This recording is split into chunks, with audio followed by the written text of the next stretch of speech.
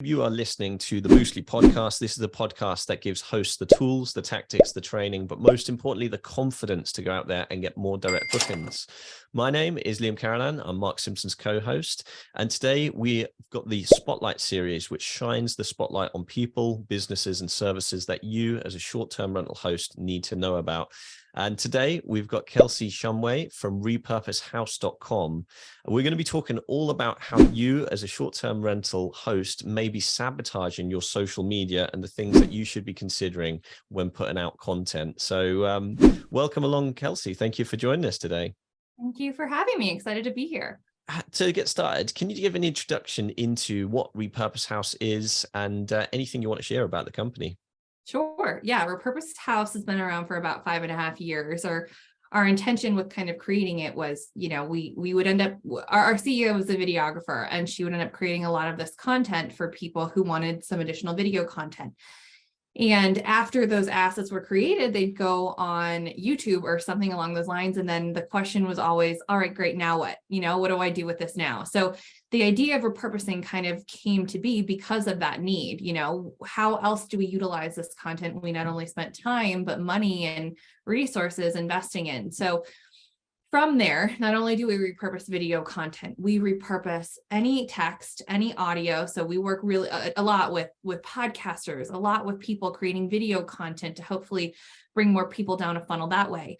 That's kind of how we came to be. But my specific role at Repurpose House as the director of strategy is to meet with content creators, meet with people who are physically making the podcast, making those blog posts, making that video content, and talk about ways that we can better show up on social media, talk about where we're missing the mark. And it sounds like that's what we're about to dive into. So excited to share some of that with you guys today. Yeah. Did you want to share what is the first way that people are sabotaging their social media? Yeah, I would love to dive in. Liam, you made a really good point too about, sometimes people just don't know where to start. And if I can make one suggestion to even jump us off, make video content, just stand in front of your phone, get some authentic video up, because that's what people respond to. Video gets 1,200% better engagement rates than standalone images do. So then in that instance, where do I start? What are people asking you? When people ask you about your business, what are the questions you answer most often? Those are great pieces of content to showcase on social. And then to lead in to the first thing that we're missing is when you are creating this content, a lot of the times when you find yourself just talking about something that you really understand, you're going to end up creating long form content. Long form content, in my definition, is really anything that's above 5 minutes, because anything lower than that is going to be too hard to cut up. So any piece of content you're creating, you miss the mark. Missed opportunity one is not repurposing that content, not going through it, not picking the best minute to 2 minutes, even shorter, not looking for those little segments or those little highlight reels to use on social platforms like Instagram, like TikTok, like YouTube Shorts, that really prioritize short form content and have monstrous amounts of people on those platforms, right? So if I want to get the most digestible, the most short form, the best performing pieces of content, I'm going through what I have long form, I'm clipping those pieces out, and then I'm using those to help me, get off that hamster wheel of content creation. A lot of the times people think content creation means create a post, post it, create a video, post it, create a video.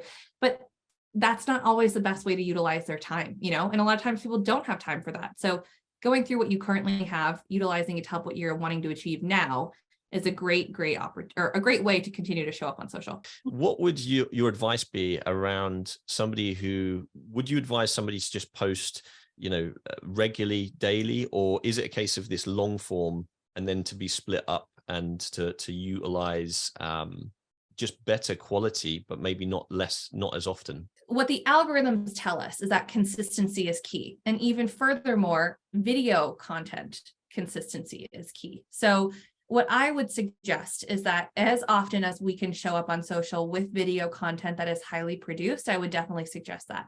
Now, when I say highly produced, I mean, we're doing our best to eliminate the sounds that potentially are in the background, because audiences are forgiving of bad video, but they're not forgiving of bad audio. So that would be one of the first things I'd suggest. But truly, the clients that I see get incredible results a lot of times people think this means I need to go hire a videographer or I need to buy really incredible camera equipment. No, I mean, what works best is the authentic feel of what it looks like to grab your phone out of your pocket and just record that way. What would you say to somebody, and we've met many hosts and there'll be people listening to this who are kind of going, yeah, that's me. I don't want to be in front of the camera. I don't want to show myself. Sure.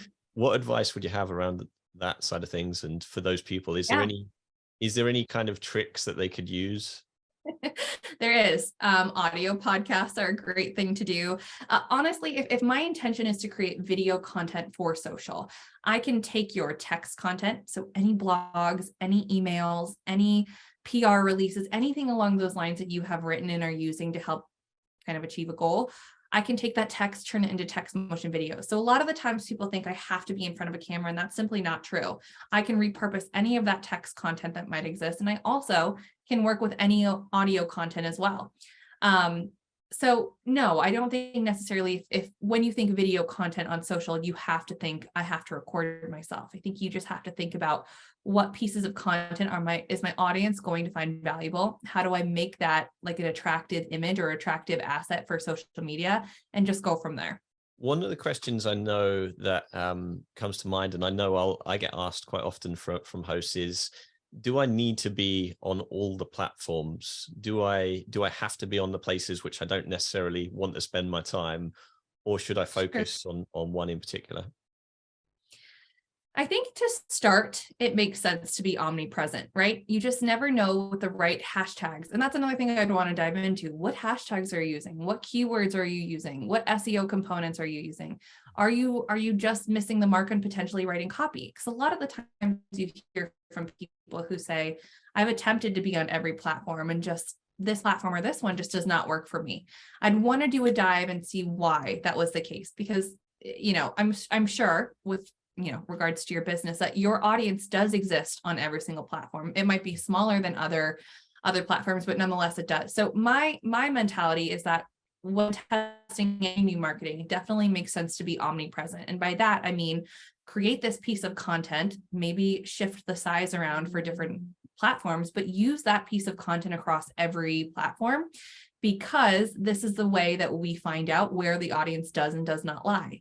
After a while, if I wanted to focus my intention on a specific platform that I knew was performing, that I knew I did all that I possibly could in terms of hashtags and keywords and copywriting to get in front of, then yeah, by all means, I would definitely scale down from there. However, I would come back and test those different platforms probably every 4 to 5 months, just in case that group or that audience section has gotten larger and we have a better way of attempting to find them. I would definitely circle back. There's a lot of AI tools at the moment creating a lot of content. What is your advice and thoughts around that? Those tools, should hosts be using those? I think AI can definitely shorten the amount of time you spend searching for copy or content, creating content. AI definitely can. I know everybody is using ChatGPT, it sounds like these days. Yes, I definitely think that can shorten the amount of time that you spend creating those initial assets. Where I tend to stray away from AI is when it comes to monitoring social trends. So I think in terms of content creation, AI definitely is a benefit. When it comes to posting and when it comes to monitoring trends and knowing how to apply the lens of what creatively works on social, but also analytically what's going to perform, those things don't necessarily always get done correctly by AI. So that is where I would introduce some kind of person who understands digital marketing or social media on a more detailed, more adaptive level. I would want to know that this person was monitoring trends, that they understood how to kind of get the best action or traction on social media. And that I know AI will eventually be able to do, but there is that learning curve right now, right? And they're always going to be kind of a step behind. So that's where I would advise against using AI, but content creation wise makes a ton of sense. That's amazing. Thank you so much for spending your time with us today and for sharing all these gems. I feel like the value has been amazing today. So certainly I'm going to go away and action. I'm just going to produce more content, but also utilize what I already have. I mean, there's reviews, there's all so much that we could be posting and really make a plan around it. So I'm sure there's going to be lots of people who get in touch with you, and we'll pop the in the show notes how to get in touch with you. So thank you so much for today, Kelsey. Was there any last moment shares before we bring things to a close? Any final thoughts? No, I so appreciate getting to be here and look forward to meeting anyone from your audience who wants to learn more. So thank you so much for having me. Thank you very much, and bye for now. Having a blast, gonna get it on the Bruce Lee podcast. Bruce Lee like Bruce Lee, cause it's so hard and the T is loose leaf. Making up those rhymes, don't write it, just do it loosely.